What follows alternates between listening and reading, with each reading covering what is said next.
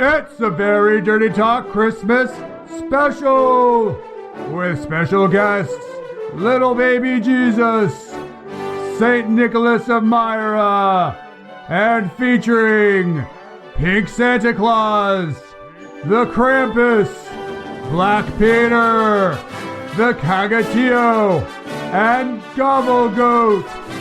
Music provided by the Creative Commons. Now here's your hosts, Chris and Rain.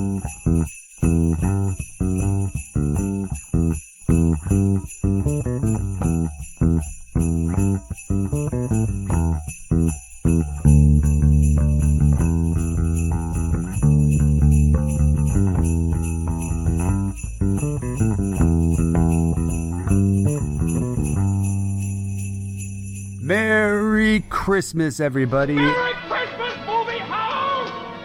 Merry Christmas, Emporium! Merry Christmas, you wonderful old building alone! And welcome to our Christmas special. Aren't you not supposed to say Merry Christmas these days? Isn't it supposed to be Happy Holidays? You can't say Happy Holidays, but this is all about Christmas today, not about any other holidays, specifically Christmas. Okay, then it's safe to say Merry Christmas. It is safe to say Merry Christmas. I know that people have been cutting down on saying that. Some people say there is a war on Christmas. If there's a war on Christmas, I think it's been going on for quite some time. It has been going on for quite some time. In fact, Christmas was illegal in America for a period of time. Did you know this? What? Yeah, it was illegal to celebrate Christmas or have any sort of Christmas cheer. In America? In America. So there really is a war on Christmas. Yes, it's been going on since the Puritans. From 1659 to 1681, it was illegal in Massachusetts to celebrate Christmas or have Christmas cheer. Was it those dirty liberals?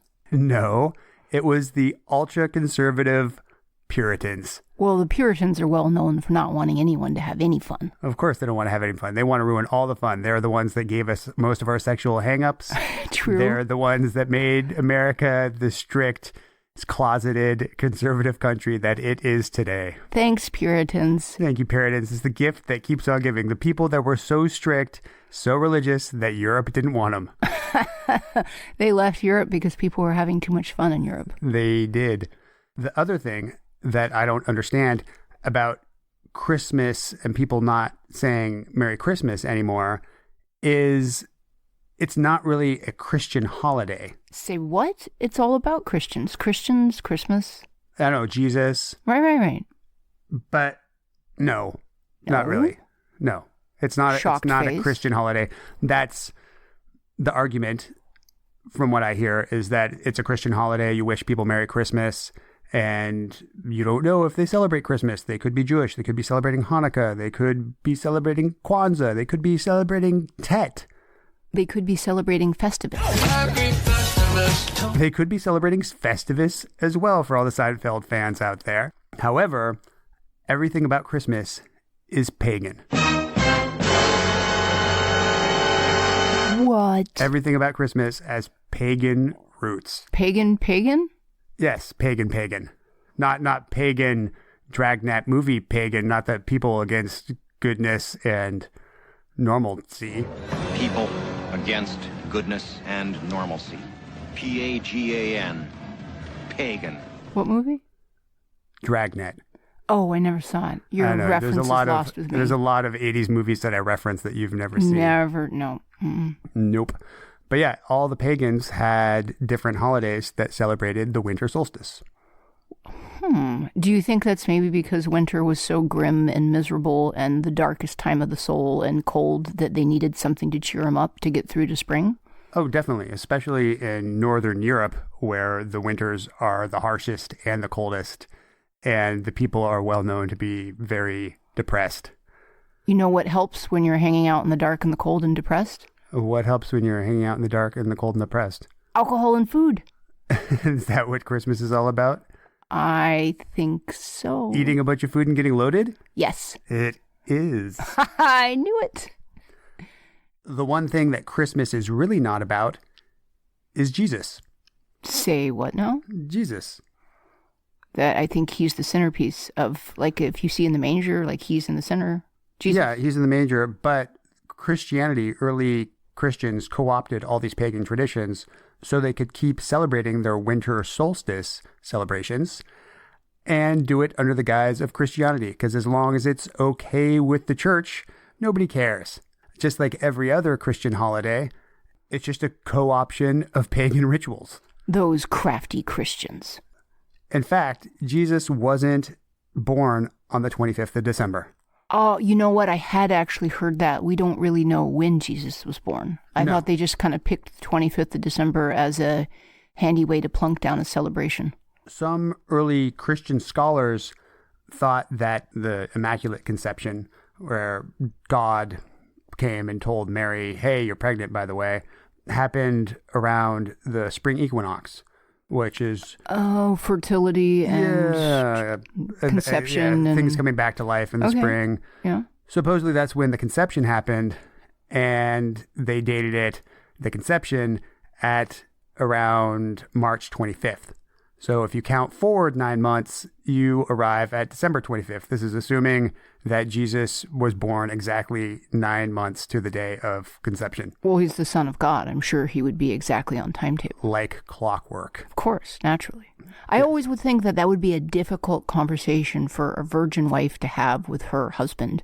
Hey, by the way, you know how we're married and we totally have not banged. By the way, I'm now knocked up by God. Yeah. I swear, God. Not someone who crept under the tent flap when you were asleep. God totally got me pregnant. Oh, yeah. That's my story, and I'm sticking to it. Well, it worked out. One of the things I've read is that the word virgin also implied a non-married woman. A young woman. It was a mistranslation for a young woman. I don't think that Mary was even married to Joseph at the time. I think Joseph came along afterwards. I was well, maybe you know more ancient Christian history than I. I was under the impression they were married. Or is that a whitewashing? I think it was a whitewashing. We'll look into it more, and I'm sure that we will do further podcasts about Jesus because he is such an interesting topic and one that we were both quite interested in. We do keep referencing the Jesus. It's true. The G-Dog. Yes. There are a couple other reasons why Christmas falls around the 25th of December as well. Such as? Well, Saturnalia. Oh, yeah, I have heard of Saturnalia, vaguely. Saturnalia was a big Roman tradition celebration around that time of year. Again, around the winter solstice. It lasted from the 17th to the 23rd of December, and it was a huge ruckus party for about 2 weeks. No one knows how to party quite like the Romans. Oh, the Romans got fucking decadent with it. There was gambling, there was drinking. Was there a vomitorium? I'm sure there was plenty of vomitorium. That sounds messy. They also had vomitories as well. Vomitories? Yeah, vomitories and vomitoriums. What's the difference between the two? One is the entrance and exit of a large building like the Colosseum, and one is a place where one goes to puke. I learned something new today. I'm actually learning a lot of new things today. You are, because Christmas is all about the learning. I like learning. Saturnalia, gambling, drinking, and there was also role reversal going on where is that like switching or someone puts on a dress? That sort of role reversal? No, not that kind of role reversing. Oh, okay, what kind? Not like what we did last night. That was nice. Go on. No, role reversing, whereas the slaves would get served by the masters. So the masters would treat the slaves to feasts. So it was kind of like a release valve, like a pressure gauge, because it's hard work being a slave. So they're like, we'll give you one night off. Yeah, essentially. Yeah, the Saturnalia was just all about the debauchery. It was 2 full weeks of just pretty much anything goes. Most all the rules and regulations that Roman society held to were loosened around that time. So feasting, drunkenness, and orgies in the streets? The Romans were having orgies already. I don't think that was necessarily taboo. Even more elaborate orgies? Even more orgies. Christmas orgies. I guess they wouldn't have been Christmas orgies at the time. Hashtag orgies. Christmas orgies. Ooh, that would be a good new hashtag. The other thing that happened around the 25th of December was Sol Invictus. Okay, that one I haven't heard of. This was another Roman tradition. This was the celebration of their sun god. This is in later Roman culture. Their sun god, the Sol Invictus, also known as the unconquered sun, was celebrated about this time. So it sounds like just Romans like to have a lot of parties? Yeah. Also, there's some evidence that possibly the god Mithra, who some people equate to the Jesus legend as well, was born on the 25th. This is the Persian god Mithra, who was also a light god, sun god.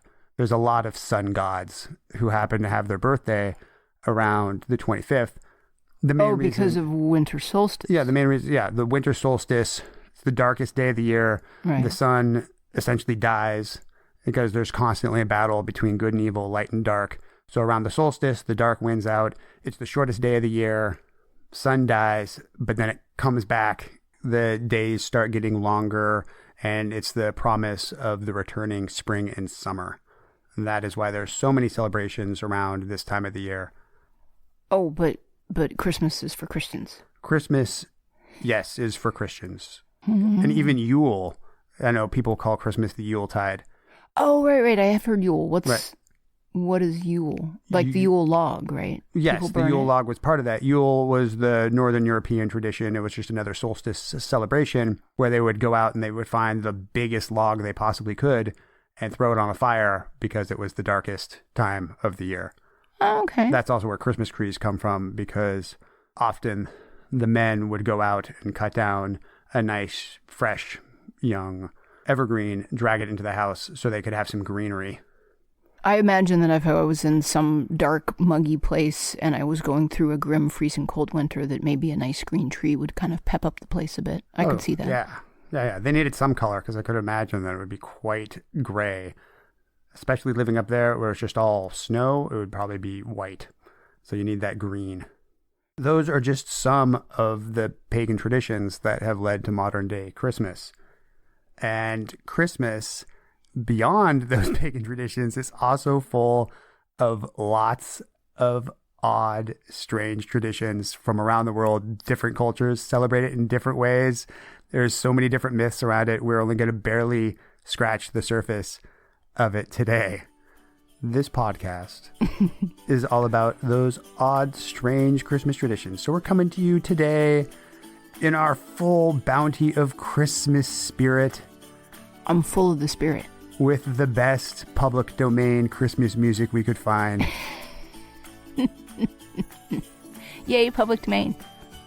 Did your family have any odd Christmas traditions? We didn't celebrate Christmas. Does that count as an odd tradition? Why didn't you guys celebrate Christmas?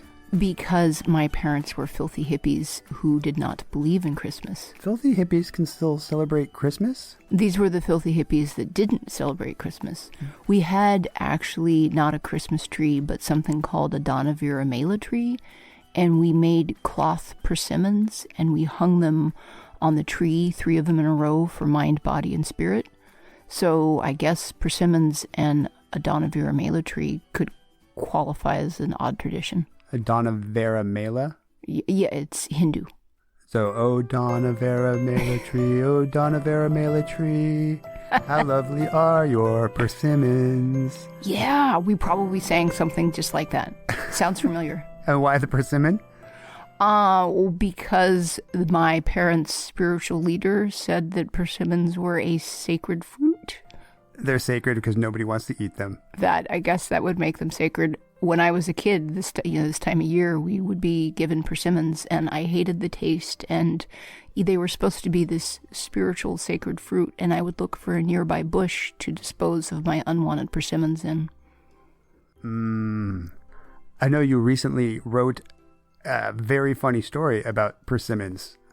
Well, funny. I mean, it wasn't funny at the time. It was pretty traumatic. No, but everything is funny in hindsight. Right. Well, if anyone is curious about the persimmon story and is on FetLife, you can look it up. It's called I Feel Betrayed. Did we also talk about it in the Dirty Talk After Hours podcast?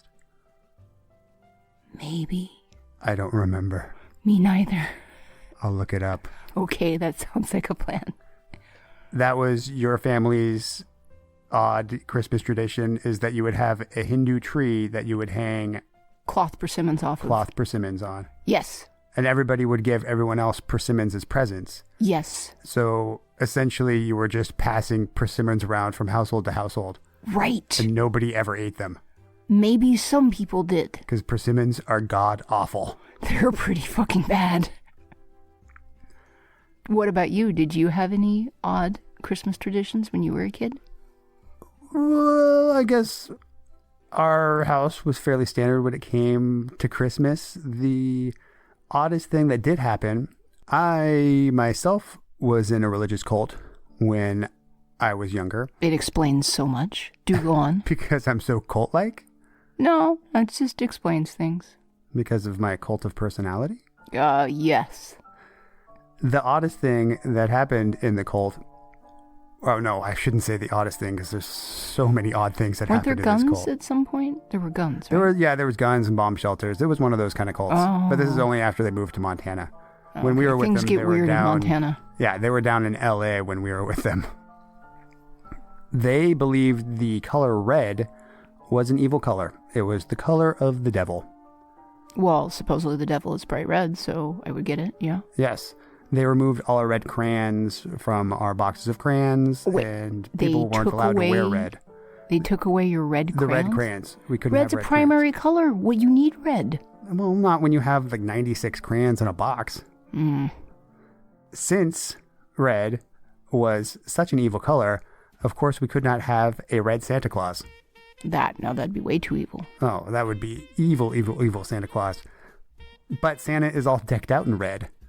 So what did you do? We had a pink Santa Claus, of course. Because pink is not evil. Pink is just cute and cuddly.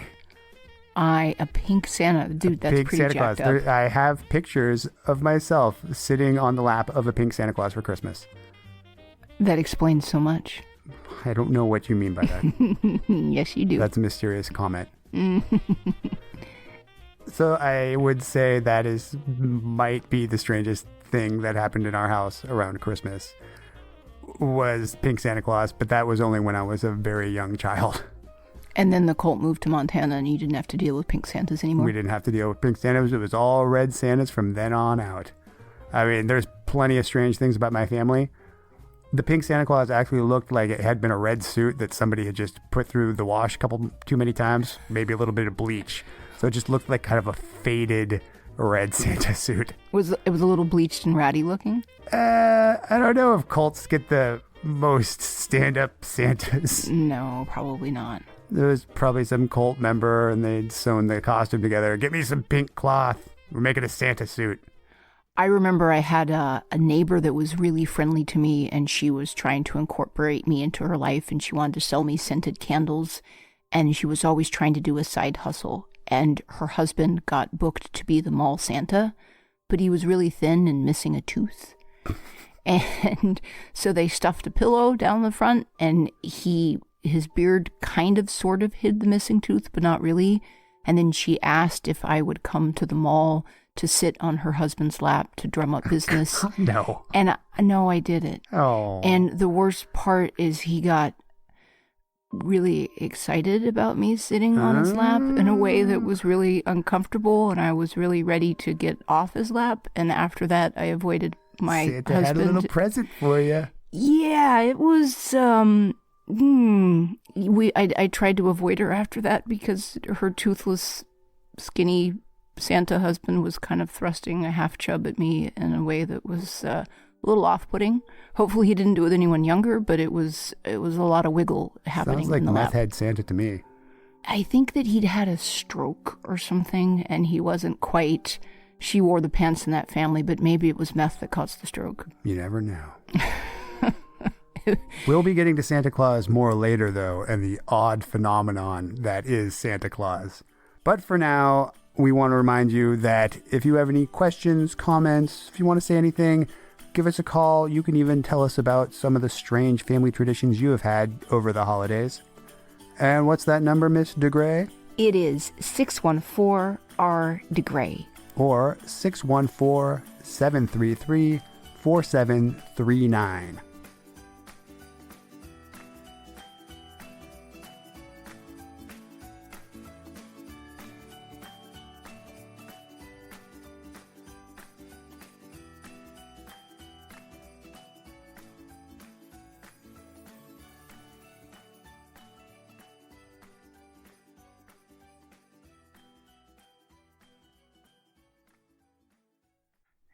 Hey, Rain DeGray. Hey, Chris W. Where would I go if I wanted to hear more of us talking? We are fascinating and engaging. I don't blame you. So you want even more of this awesomeness? Yes, more of this awesomeness, plus more regularly. So more than once a month is what you're saying? Yes, possibly even weekly. Where could I go where I could hear us talking about interesting things and also the strange, fun happenstances of our lives?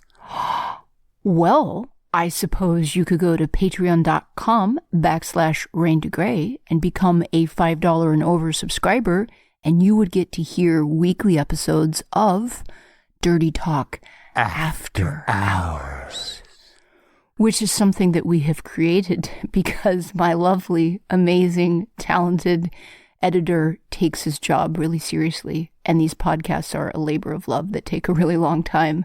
So we're doing a slightly more organic freeform weekly posting. Yes. That's totally what you should do. Yes. Go to patreon.com/RainDeGray and you can get even more of us talking. All of this awesomeness. Coming to you from a strange, exotic location every week. Oh, that's right. We're well-traveled. True. We are. We've done podcasts in Transylvania, Egypt, Germany. An exploding Zeppelin? An exploding Zeppelin? Yes, we're all over the place. It's hard work being this fabulous, but someone has to do it. Yeah. So join us every week for Dirty Talk After Hours. Rain. Chris. What would Christmas be without Santa Claus? Merry Christmas. What do you know about Santa Claus? Well, let's see. He lives in the North Pole, and he has a bunch of elves that work all year to make toys, and he has a sleigh and a bunch of reindeer, and Rudolph has a bright red nose, and he's at the front, and he delivers all the presents to good boys and girls all across the world in a single night. And kids leave out the cookies for him. Right, so he's eating cookies all night. He must be. Eats cookies all night long, drops off presents. Nobody ever charges him with breaking and entering because I guess he leaves stuff. Although I had heard a case of a woman who broke into someone's house and cleaned their house and then left a bill because she was trying to get a job as a house cleaner. It sounds like a strange, odd, roundabout way to get a house cleaning gig. There was some meth involved, but she broke into someone's house and cleaned it from top to bottom and then left a bill. Meth and Christmas. I'm telling you, you got to be careful with that meth. Hashtag Christmas orgy, hashtag Christmas meth. Those are going to be some trending hashtags. That is pretty much all I know about Santa. Would you like me to learn you a little bit about Santa Claus? I'd like to learn a little bit about Santa Claus. You know that Santa is based on Nicholas. Jolly old Saint Nick. Yes, Saint Nick. He was the bishop of Myra. You know Myra, don't you? No, what's Myra? Small little region in Asia Minor? Oh, yeah, sure. Everyone knows that. Everyone knows about Myra. Okay, so yeah, I was just hanging out in Myra the other day for an after-hours podcast. Yeah, it's what's modern-day Turkey. I don't think we've been to Turkey yet. We will. Oh, yes, we will. Because you know that Istanbul was once Constantinople. I do know that the Might Be Giants told me that. Yeah, it's a history lesson from They Might Be Giants. Thank you, They Might Be Giants. He was the bishop in Myra, which was Asia Minor, modern-day Turkey. There's a lot of legends around this St. Nicholas. He became the patron saint of many things. One of them was the patron saint of children. How did he become the patron saint of children? Well, there's a couple stories about that. Uh-oh, they sound like they might be a little creepy. Do you know what St. Nicholas has to do with prostitution? No, I do not. One of the stories about St. Nicholas was that there was this poor father who had 3 young daughters. And unfortunately, he had no money for their dowries. Because a pussy is just a mouth to feed. So what is this poor man to do if he doesn't have money to pay some other man to take his useless daughter off his hands? What would he do? Well, I forced them into a life of prostitution, obviously. So those are your options: getting married off to a dude and being an exclusive prostitute, or being a wide-ranging prostitute for anyone who comes by. Yep. Those are some shitty options for women. It's either I pay some guy to take you away, or you go and beat the streets and make some money. Wow. But along came jolly old Saint Nick, and he went and threw some bags of gold through their windows at night, so suddenly they would have the money that their father could go and give to some random guy, and they would just be that guy's indentured servant, I suppose. Sex slave, house cleaning slave, forced companion. Yes. Wow, how nice of St. Nicholas to save these poor girls from a life of prostitution by being an exclusive prostitute for just some dude they probably didn't even like. I kind of wonder sometimes why this is a positive story about St. Nick. I mean, thankfully he was saving these girls, I suppose, the life on the streets of a prostitute. But why wouldn't he do anything about the culture where he lived in, where your only two options, if you had these daughters, was marry him off or put him in whoring or wifing? Wow, those are some limiting options. Those were the times of St. Nick. Dude, I did not know that about St. Nick. That's very generous of him to throw gold, I guess. Mm-hmm. And from that, we have Santa Claus. Well, that's one of the many ways he became a saint. The patron saint of children. What's another way? Well, have you heard the story of the three boys? Did they need to be saved from a life of prostitution? No, I don't think boys were sold into prostitution back then. Some boys were. I'm sure some boys were sold into prostitution. But St. Nick didn't save these boys. He saved them in a different way. These boys were out one day just wandering around. As boys would do. And they went to the butcher shop because they were getting hungry. They knock on the door and they ask the butcher for some food. What pests? So, of course, the butcher says, "Oh, yeah, sure, come on in. Uh-oh. I'll give you some food." And no sooner were they through the door that the butcher accosts them, kills them, and chops them all up into little pieces. That's a bit of an overreaction for someone asking for food. Yes. It sounds like the butcher had some past issues he needs to work on. Or maybe he just felt like that's the way that you have to deal with the indigent in our society. Well, they're not going to be asking for food after that. After he chopped them up, he put them into salting barrels. That's a logical place for the corpse of 3 young boys you just killed. Well, how else are you going to preserve their meat? What did he do with the meat? I don't know. I don't think he went Jeffrey Dahmer on them.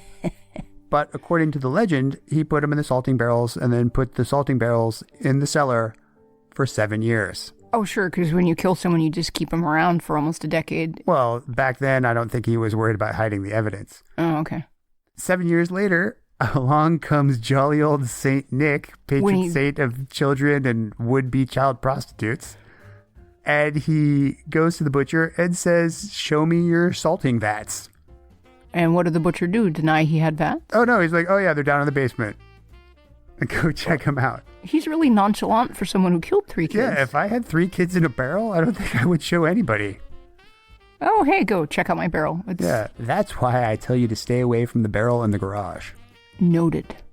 Nonchalantly, the butcher just says, "Oh, sure, here's my salting barrel."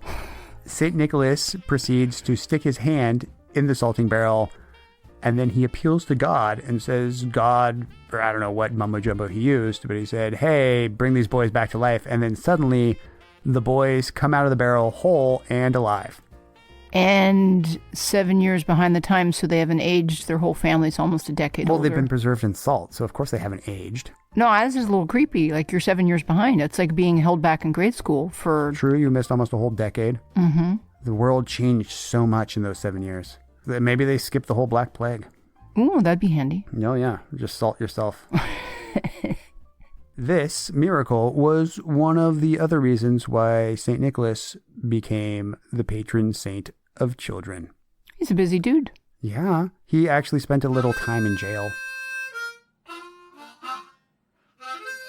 Was it because of things he was doing with young boys? No. Or the young girls. Why did he go to jail? When Christianity was illegal in Rome, they were locking up so many Christians in the jails that a lot of times they didn't have room for any of the other criminals. What sort of criminals do they not have room for? Oh, rapists, murderers, thieves. Oh, yeah, Christians are way worse than all that. Oh, lock up the Christians. Free the thieves. So jolly old Saint Nick has done some time and seen some shit. Fact. Based on this legend of the wonderfully altruistic Saint Nick, we then get Sinterklaas. That sounds like Santa Claus hanging out in the ashes of a fireplace? Well, I don't think Santa was hanging out in the ashes of the fireplace, but possibly his helpers were. Because Sinterklaas has black slave named Peter, or black slaves named Peter, or Zwart Piet. That's awkward. Yeah, the Dutch believed that Santa was accompanied by black-faced individuals. Supposedly they're Moorish, coming from North Africa, because Santa Claus back then lived in Spain. Not the North Pole. Nope, he lived in Madrid. And he would arrive in Holland on a boat. A little different than a sleigh. With his black slaves. Helpers. Sure, helpers. Yeah, they've kind of massaged the myth over the years. One of the things I find interesting about this is that the Dutch were one of the main slave importers into the U.S. Oh, really? The Dutch? So it would make sense that, of course, Santa Claus, being a wealthy white man who would go around and give presents to children, would be accompanied by his small army of black slaves. Naturally. Do you know what one of Black Peter's jobs was? Wrapping presents? Nope. Helping load the boat? I'm sure that he made them load the boat. Sinterklaas had a book that was full of children's names. And of course, he's checking it twice. He's going to find out who's naughty or nice. So, of course, all the nice kids get the presents. And what do the naughty kids get? Coal? Nope. Poop? No, not poop. They get stuffed in a sack by Black Peter and taken back to Spain, where they are beaten and possibly turned into cookies. Wait. So they are shoving kids in sacks and taking them back to Spain and beating them and perhaps turning them into Christmas cookies? It depends on which version of the legend you believe. That's way worse than a lump of coal. It is worse than a lump of coal. I would rather get the coal. Yeah, I'll take the coal too over the sacked beatings in Spain. Mm-hmm. Black Peter wasn't the only one shoving kids in sacks and taking them off to be punished. Isn't that right? That is a fact. Krampus. The Krampus? They made a movie about it. I remember seeing pictures of the Krampus, and it is a jacked up demon creature with giant horns and a huge lolling out tongue who is shoving crying children into sacks. Why is he shoving crying children into sacks? Because they're naughty, obviously. I suppose he might have to take them back to Spain and beat them and turn them into cookies. Did Krampus live in Spain too? Maybe. The interesting thing for me about Krampus is that there is a phallic significance to it. Because the birch, which is the stick he would use to beat the children with, is associated with initiation rites and witch covens. And the chains that he was trailing was introduced to the myth as a Christian attempt to bind the devil. But they could also be a remainment of pagan initiation rites. And if you want to go online and look up pictures of Krampus, that's the stuff of nightmares.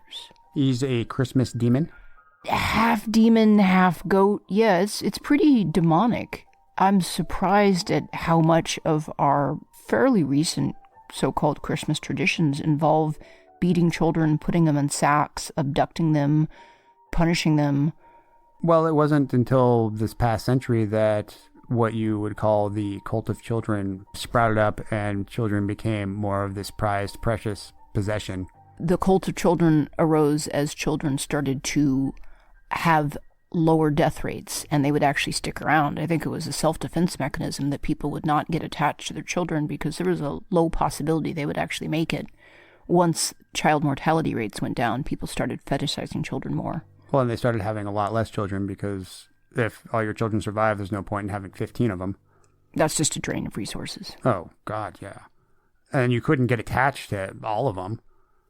If most of them died in infancy or adolescence. Right. I could imagine. What you're saying is that it's kind of a carrot and a stick sort of thing. Correct. Now we just tell children the good things about Santa Claus, and if they're naughty, they just get coal, not some demon creature's going to show up, shove you into a sack, beat you with a birch stick, and take you. Did he eat the children?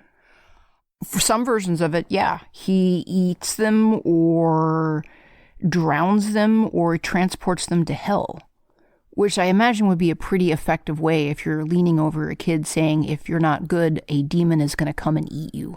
Yeah, be good all year, and Santa Claus will come and give you presents, but if not, this devil's going to come. Is going to abduct you and eat you. And drag you to hell. That's pretty jacked up. It is. But these days we have jolly old Saint Nick, and the children aren't scared of him. I think some of the children were kind of fearful of Santa Claus because you never know. He's going to be coming. Is he going to be in a good mood, or am I going to get thrown in a sack by either some black slave or a giant hoofed demon and made into cookies or dragged to hell? The way we got this modern day Santa Claus is the Dutch originally controlled what is now New York. Because if you remember in the song, a little callback to Constantinople, even old New York was once New Amsterdam. Yes. Why they changed it, I don't know. Say people just liked it better that way. Right. The Dutch controlled New Amsterdam, and it wasn't until the British took it over that the two cultures collided. The Dutch had their Santa Claus, and the British had Father Christmas, who was a bearded man that wore a red suit with white trim. And let me guess, the British won because they always win. Well, the British took over New Amsterdam, became New York, and the two cultures combined because the British's Father Christmas wasn't for children at all. No? No, he was a celebration of all that Christmas represented for adults, feasting, drinking, merriment, all those sort of things. That's a common theme. It seems like a lot of these festivals are about people getting drunk and eating a bunch. What else are you going to do in the middle of the winter? True. You can't harvest. Basically, it's cold. You drink, you eat, and you fuck. Okay. I can see the logic in that. Right? Right. Father Christmas was all about the festivities. It wasn't for kids. He didn't give them presents. But once the British and the Dutch started mixing in the New World, the two combined, and we get what now is modern Santa Claus. And it was exported back to England in the Victorian era. And that's how they got their modern day Father Christmas, who is now very generous to the children and brings presents and is essentially what Santa Claus is in America. Wow, that's a lot of importing and exporting and shifting and merging and blending. It's almost like Christmas. Cultural appropriation. You're not supposed to do cultural appropriation. That's a bad thing. But that's how all these traditions come about, is cultures mix. They get ideas from different cultures. Things come together. So Santa Claus becomes Santa Claus. St. Nicholas. It's all there. It's all put through the grist mill of history and comes out as a marketing ploy for corporations in the end. Because everything we know about Santa and his look comes from Coca-Cola. Wow, true that. Right? It's just all the Coke ads that give us what our modern day Santa Claus looks like. War on Christmas, my ass. Christmas is a Coke ad. Well, these days, Christmas is just all about marketing and the giant corporate money grab. What's more American than that? It's people buying each other things they don't need and then wrapping them up and swapping all the possessions, and you look for a place to put all of your unnecessary Christmas gifts. And if you're really smart like me, you set them aside with a name tag and then you re-gift them next year, but make sure you don't re-gift it to the same person. How many bath bombs do you have? A lot. All the women tend to give each other the bath bombs. I just keep swapping around the bath bombs. If you wait a couple years, it'll come back round. Yeah, I've always thought the presents are things that I would never buy myself, but somebody else goes and gets for me that I'll never use, but I have to pretend like I'm flattered and enjoy. Hey man, last year I got you a gold brick. You did. That's a fine, fine gold brick. It's being used as a doorstop. And I know you had a terrible time trying to spray paint the gold brick because you used a wet brick. Well, no, I had to clean the brick and then I had to dry the brick. And it turns out brick does not dry well. So after I scrubbed the brick clean, I had to lay it on top of a heater grate and use a blow dryer on the other side to try and get all the moisture out so that it would hold the spray paint. I put a lot of work into your gold brick. You're welcome. I appreciate it. Or wait, are you just pretending to appreciate it? No, I really appreciate it. You know what I appreciate more? Solid gold brick. Well, hopefully if this podcast gets more successful, one day I'll buy you a solid gold brick. Ooh, you hear that, all people? Support us for me and my love of gold. If you enjoy these podcasts and you want to get more of Rain to Gray, I can be found at raintogray.com. I am Rain to Gray on Facebook. I am Rain to Gray on FetLife. I am Rain to Gray on Twitter, and I am Rain to Gray on Instagram. If you have any questions or comments, I can be reached at rain@raintogray.com.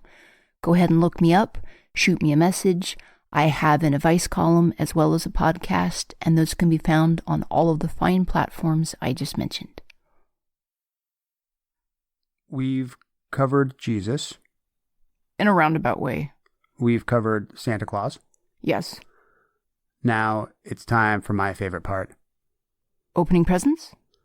Odd Christmas traditions from around the world.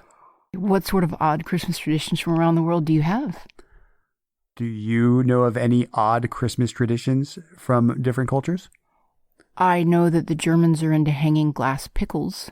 Yes, the glass pickle on the Christmas tree. I know you have the pickle on your Christmas tree, don't you? I did get the pickle.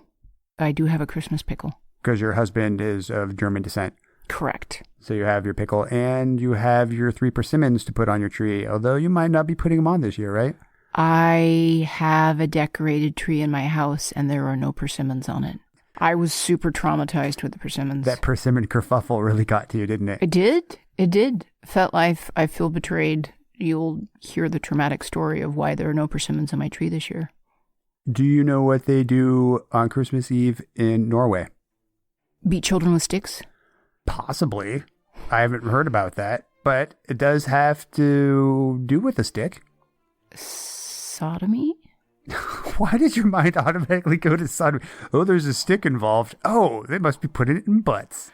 Well, you know I like things in butts. Yes, I know. That would be quite a strange Christmas tradition. Oh, Christmas you Eve's here. You It's said time to put the odd stick Christmas in my butt. traditions. I don't know. Is it like a broom? You could have it in your butt and you could sweep the room? Yes, Is it that the actually tradition? does have to do with a broom. I knew it. The Norwegians hide the broom on Christmas Eve. They hide the broom, put it in the safest part of the house. And sometimes the males of the household will open up the front door, yell, and put off a couple shotgun blasts. Wait. Okay. They hide the broom in the safest part of the house, and then they open the front door and yell and fire off a shotgun? Yep. Okay, that's odder than a Christmas pickle. How is that a tradition? Why are they hiding brooms? There's What's with the reasons shotgun? behind it, because on Christmas Eve, everybody knows, is when all the evil spirits and witches come out and cause mischief. Oh, and witches like brooms. Witches like brooms, so they have to hide the broom to make sure the witches don't steal the broom and go for a joyride on their broom. Oh, yeah, look, hashtag logic. Yeah, because I guess to them, Christmas Eve is a lot like Halloween. And broom stealing and joyriding. Okay. Well, you wouldn't want some uppity witch grabbing your broom and taking it off. No, it's my best broom. Back off, bitch. Because brooms, you couldn't go out and buy another broom. And I'm attached to that broom. It's an emotional significance. Mm-hmm. So what's with the shotguns? Well, to scare away the evil spirits, of course, because everybody knows evil spirits are afraid of getting shot. Right, yeah. Bullets will definitely penetrate no flesh. Witches and evil spirits. Right, of course. One of my other favorite traditions comes from Sweden. Okay. It's I don't even know how to pronounce this name. It's the town in Sweden, Gavel? Gavel Gavelgoat? Gavelgoat. It's the Gavelgoat. You can look it up, look up the pronunciation. G-A umlaut, the umlaut over the A, VLE. Jävle. And I apologize to my Swedish friends out there. I actually They're never going to forgive you. That live in Sweden, and I'm completely butchering their language. What do they do to the goat? Traditionally, in Scandinavia, they make Yule goats out of straw. A goat out of straw. What's this have to do with Christmas? Well, it's a Yule goat, so it's to celebrate Yule, which we touched upon earlier is the winter solstice celebration, celebrating the sun and light and all those kind of things. So, of course, you make a straw goat. Yes, logically. Back in 1966, this town in Sweden, Gävle, which I'm completely butchering, decided no, I think that's how you pronounce it. Is that how it's pronounced? Yeah. They decided they wanted to make a massive straw goat. Was this 66? Back in 66. Was there some LSD involved?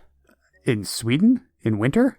They were bored. They dropped some acid. They're like, let's make a massive goat out of straw. The biggest goat you ever fucking seen. I'm saying it could happen. 66. LSD was big in 66. Well, it's a huge straw goat they erect in the middle of downtown.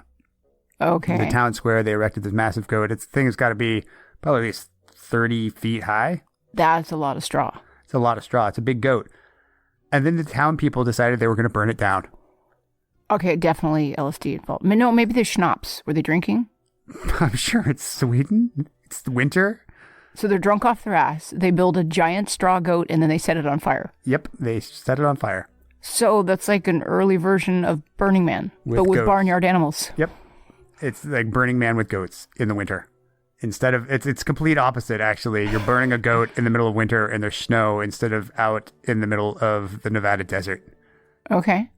So they were OG Burning Man. Yes. All right. Take note. They burned the goat down, but the people that built the goat didn't want it burnt. Oh, so vandals burned the goat. Yeah, it was vandals. I guess it's Christmas vandals. Went and burned the goat.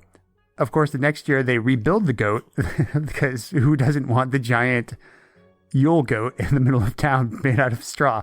And I suppose if you don't want your goat burned, didn't you learn anything from the story of the Three Little Pigs? You don't build your goat out of straw or sticks. You got to build your goat out of brick. Brick is not going to burn.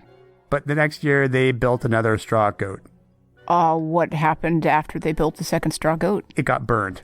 I'm sensing a theme. Every year since 1966, they have erected this giant Yule goat in the downtown square. And every year vandals try and get to it. There are some years where the goat actually survived. I'll put a link up about this goat to the Wikipedia page, and they have a listing of all the different years. Some years it's burnt. Some years it's knocked over and torn to pieces. Some years it's run over by a car. Yeah, they did get run over, hit by a car one year. Yeah. And they've gone so far as to build big fences around the goat and post security guards. And they have a live webcam. They have a live webcam on the goat. I'll put a link to that as well. If you want to go and see how the goat is faring this year, you can go watch it streaming live online to see if somebody comes and burns the goat. The odds are high the goat's going to go up. It's burned or been destroyed more years than not. Well, if they've got guards and a fence around it and security cameras, I guess you would need to do a Molotov cocktail. People will find a way. It's tradition, damn it. Oh, flaming bow and arrow. Oh, yeah, flaming bow and arrow. Mm-hmm. Yeah, I'm sure people get creative. There's all sorts of ways to burn a goat on Christmas. So the tradition is a bunch of people trying to stop the goat from being burnt. Yeah, the it's completely not good versus sanctioned. Evil. It's completely not sanctioned. The town doesn't want people to mess with their celebratory goat. Sounds like people will succeed in messing with the goat. But for some reason, every year they decide to burn it. Well, tradition. Against the will of those that are in power. Burn the goat. Burn the goat. I would think by now they would just accept it and actually turn it into like a goat burning man. You're right. You would think that'd be more festive. You could have the big ritual and it would go up and. But I think part of the fun of the festivities is that they don't want you to burn the goat. So of course, if somebody doesn't want you to do something, you automatically want to do it. Right. Well, totally. So even those that would never go and burn a giant straw goat on any other day of the year would be tempted to go and do it because the local constabulary is telling you, no, don't go near that goat. So there's secret meetings where they plot the best technique for goat arson. Fire! Fire! Fire! Fire! Possibly, or there could be multiple little cabals. Maybe it's a competition who can get to the goat first and burn it. Oh, so there's like a betting pool. Possibly. I'm sure there could be all sorts of things. I don't know enough about this, but maybe I would love to go to Glavi, Sweden someday, see the goat. And then take it out with a Molotov cocktail. Yep. I knew it. Well, no, we didn't. Nobody. No. Nobody's heard that. We're not making any plans. Nope. We were never there. Nope. Wasn't us. It's two people that looked completely different than us. Fact. That isn't the strangest holiday tradition that I found. There's something stranger than burning giant straw goats? There is. The strangest holiday Christmas traditions have to get awarded to the Catalonians. I've never even heard of the Catalonians. Oh, Catalonia is a section of Spain. It's where Barcelona is Catalonia. Oh, so a lot of the stuff seems to lead back to Spain. Well, the Holy Roman Empire ruled from Spain. Oh. Spain, of course, is a massively Catholic country. Okay, true. Right. And besides Santa living in Madrid. Right. Okay. Nobody expects the Spanish. Nobody expects the Spanish Inquisition! The Catalonians have traditions that any scatophile would adore. What's a scatophile? Somebody that likes poop. You know the term scatophile, don't you? I was giving you the chance to explain it. Oh, thank you. You're welcome. Thanks for that That's just slow this witty lobbing pitch. Yeah, that you totally missed. Dude, here I am. I knocked that out of the park. Yeah, it was a little bit of a fumble.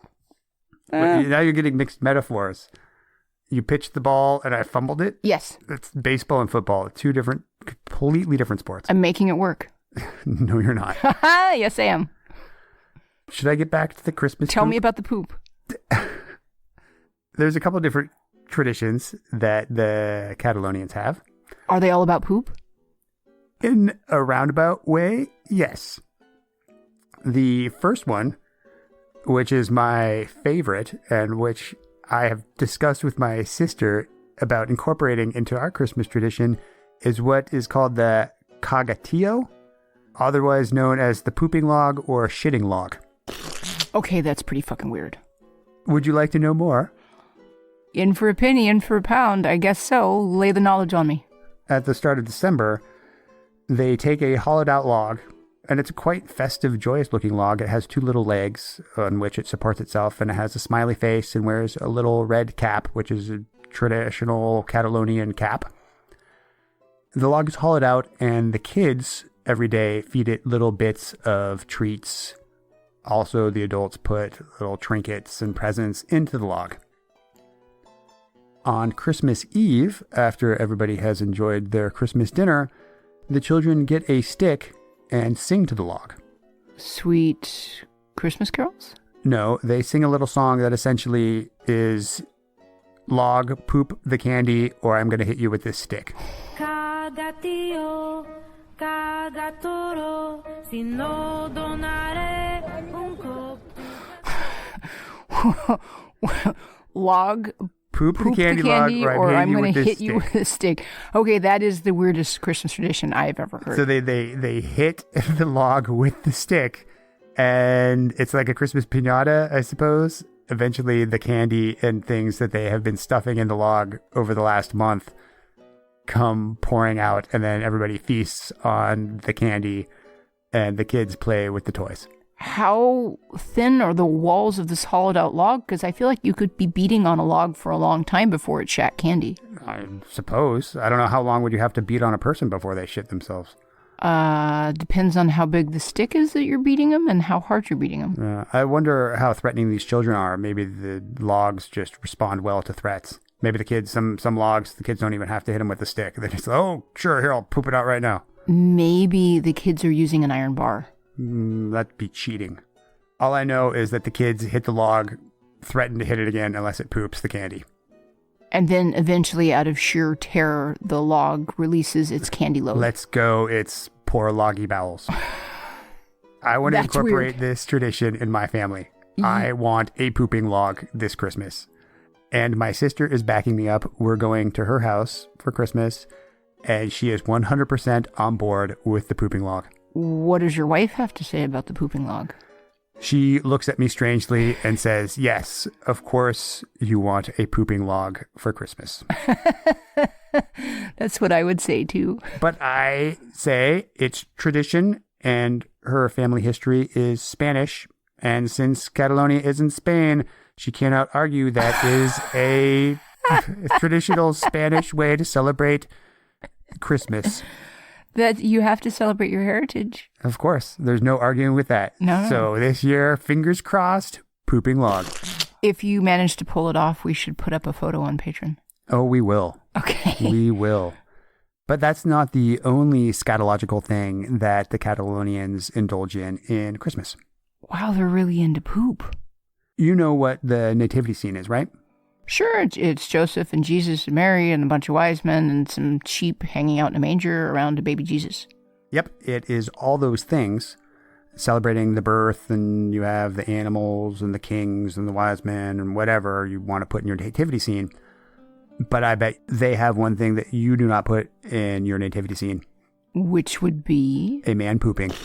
Fact, I would never think to put a defecating man into a nativity scene. Why is there a pooping man in the nativity scene? It is called the Cagnaneer, and he is pooping to symbolize the fertilization of the soil.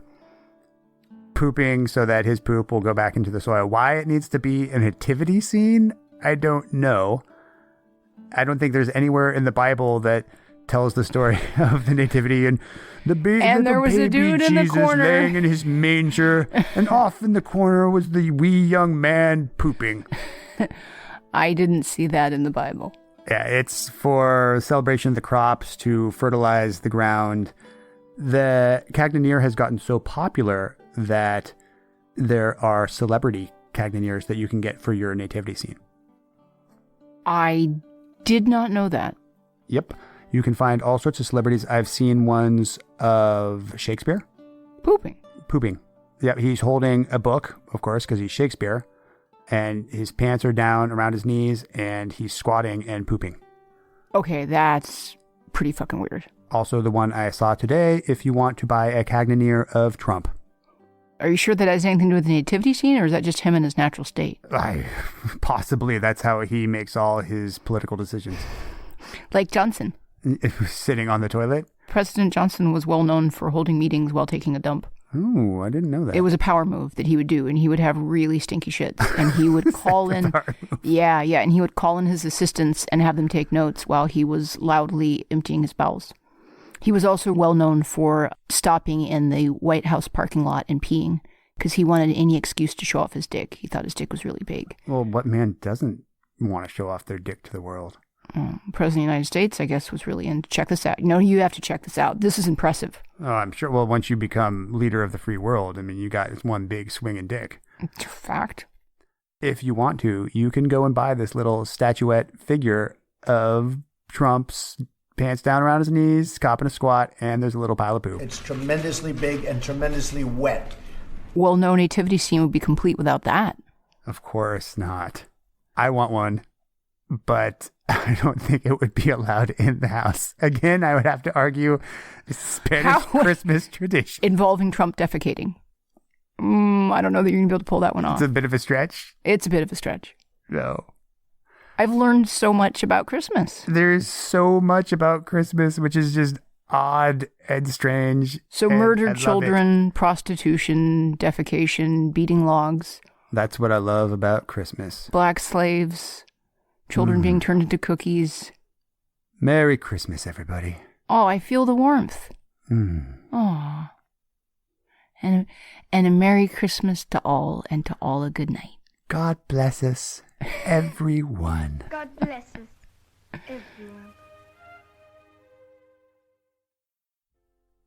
Thank you all for joining us in our merry little trip down Christmas Lane. I learned so much. Unexpected things. Oh, there's so many wonderful things about this time of the year. From us here at the Dirty Talk Podcast, we wish you all a very, very happy holidays. Happy holidays. That's definitely the way to go. And a happy new year, because it's not all about Christmas anymore, right? There's so many other holidays that we can go and pick apart and find the humor of. Probably nothing's going to be as good as this one. Well, Christmas has been around for so long, but maybe next year we'll have another special about one of our other fine winter holidays. Again, I want to remind you, if you have any questions, comments, concerns, venting, whatever, call, leave a message. We would love to hear about your family's traditions, or if you know of any other odd Christmas traditions or holiday traditions from around the globe, give us a call, leave us a message at 614-R-DeGray, also known as 614-733-4739. And this is a reminder that this podcast can be found on iTunes, Google Play Music, Spotify, Stitcher, Spreaker, TuneIn Radio, iHeartRadio, and all the other fine places you can find podcasts. Wow, we really get around. Yes, we get around. Find it, rate it. Also, I'm putting out our challenge. This is becoming my tradition. At the end of every podcast, I'm putting out the challenge. If you like this podcast, go and tell one person about it. At least one person. That's a good challenge. I like it. We cannot grow and thrive without your support. So if you like what we're doing now, if you love hearing about this strange Christmas stuff, and many other interesting things, and all the other odd things, if you like Naked Mole Rats, go and tell one friend or family member about us, and you can always listen with someone you love. A family member that you're really close to, mind you, because you're laying the recommendation of naked mole rats and pooping and child prostitution and murder. Oh, child murder. Festive. All the things. I don't know. There's no way we can really tie naked mole rats into Christmas. What if we put a little Santa hat on the naked mole rat? That'd be festive. Maybe in the photo for this podcast. Well, to all of you, we wish you Merry Christmas, and to all, a good night. Till next time.